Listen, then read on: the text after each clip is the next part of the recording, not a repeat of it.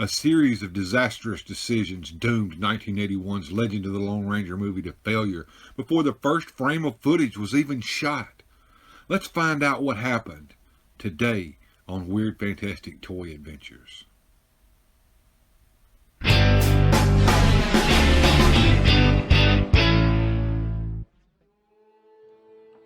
Everything you need to know about the Legend of the Lone Ranger is this. It takes an hour before he even puts on his mask. The 1981 flop has plenty of other issues, which you can see for yourself streaming on Amazon or Pluto TV.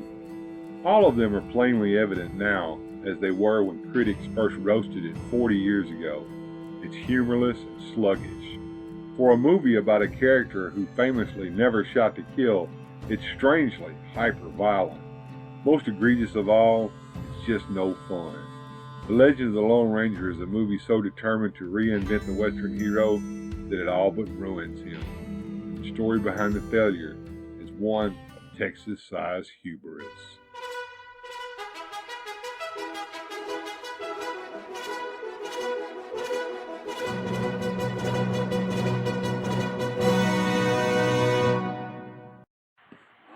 The driving force behind the film was Jack Rather, who was accustomed to striking out on his own. He could afford to do pretty much as he pleased. He had assumed control of his father's oil company when he was still in his 20s. After a stint in World War II, Rather took his considerable monies to Hollywood, where he married Nancy Drew star Benita Granville and set to prospecting in the fields of show business, sinking his money into whatever struck his fancy. He cranked out 6 movies in just 8 years and snapped up a swath of local TV and radio stations, and even took over the elevator music company Muzak. You could say that Rather was a bit of an impulse shopper. When Rather snapped up the rights to the Lone Ranger in 1954, the story of the Texas lawman had been a TV hit for 5 seasons, but ABC had recently replaced its star Clayton Moore with the actor John Hart, which had proved to be very unpopular. Rather immediately rehired Moore and even ponied up some of his own money to film a new season in color using real-world locations. But Rather hated dealing with the network. It was no fun. He took the Lone Ranger off TV and brought him to the movies. 1956's Lone Ranger, followed by 1958's The Lone Ranger in the City of Gold. Both were modest hits, but inevitably the character fell out of fashion. Hollywood grew tired of westerns, as it does every now and then. And 20 years later came Superman the movie, a successful 1978 film which ignited interest in mining other old comics, radio shows, and movie serials as producers looked for ready-made intellectual property. Along with Flash Gordon, Popeye, and Tarzan, the Lone Ranger was prime for rediscovery, and Rather jumped on the opportunity to reimagine him for the blockbuster age. To him, there was only one thing standing in the way: Clayton Moore. By the time Rather, along with producers Walter Koblenz and Martin Starger, had begun putting together a new Lone Ranger film in 1979, Clayton Moore had been retired from acting for nearly 20 years. Being the Lone Ranger was now his full-time job. Moore wore the costume to state fairs and children's hospitals. He saw it as his duty to be an American hero at the time when the country was beset by post-Vietnam, Watergate cynicism. And you needed heroes more than ever. But Jack Rather saw it as a problem. He wanted to make a bold, new, big-screen Lone Ranger. And he couldn't have a 60-something Moore out there reminding people of the musty black and white TV show. So Rather took Moore to court, obtaining an injunction that prevented the actor from wearing the mask in public, and forcing him to sign his autographs only as the Masked Man. To those weaned on the Lone Ranger TV show, this was an egregious and unforgivable overstep. Moore quickly went on the offensive, donning a pair of black wraparound sunglasses that mimicked his now forbidden mask. He went on talk shows, held press conferences, to tell the world that some heartless Hollywood millionaires had done. Before shooting a single frame of the legend of the Lone Ranger, the film had alienated most of its intended audience. The cast and crew arrived for their first day of production to find leaflets on their windshields reading, "Clayton Moore, the real Lone Ranger."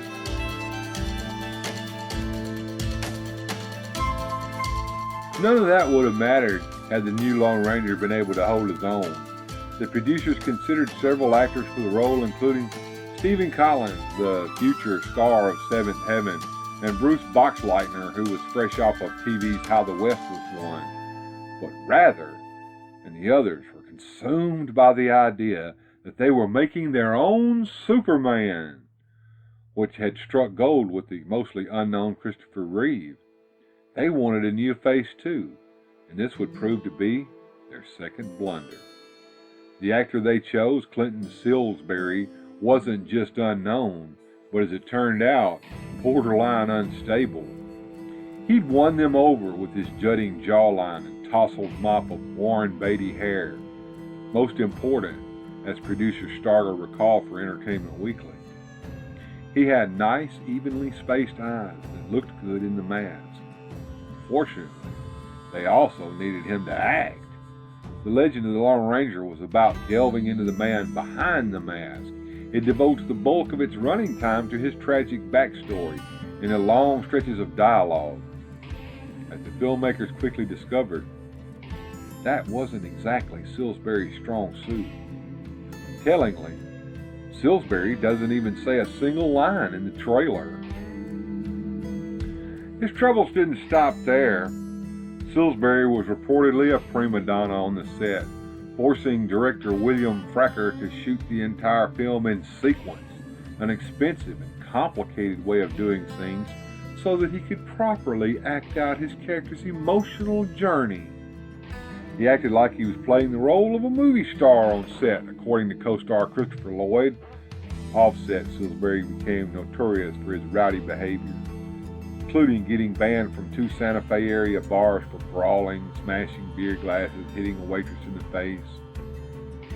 Eventually, the producers were so dismayed by Spilsbury's performance that they made the incredible decision to have all of his dialogue dubbed by actor James Keach. Spilsbury's voice was just wrong, they said. As word spread that Spilsbury was essentially being cut out of his own film, it only compounded the negative buzz that had begun with Rather's legal bullying of Clayton Moore.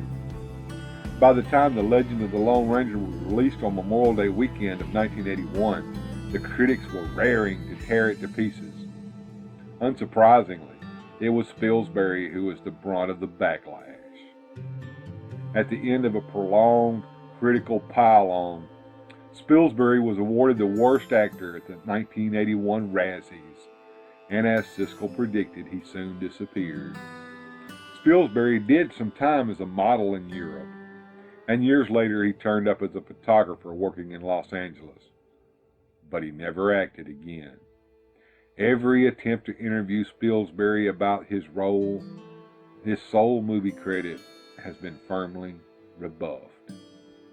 Still, despite his strong supporting cast and millions of dollars in advertising, The Legend of the Lone Ranger flopped hard upon its release. Trampled in its opening weekend by the Richard Pryor comedy Bustin' Loose before being buried by Raiders of the Lost Ark just a few weeks later. Ultimately, The Legend of the Lone Ranger wound up losing around $10 million. It ended both Spilsbury's acting aspirations and Fracker's film directing career.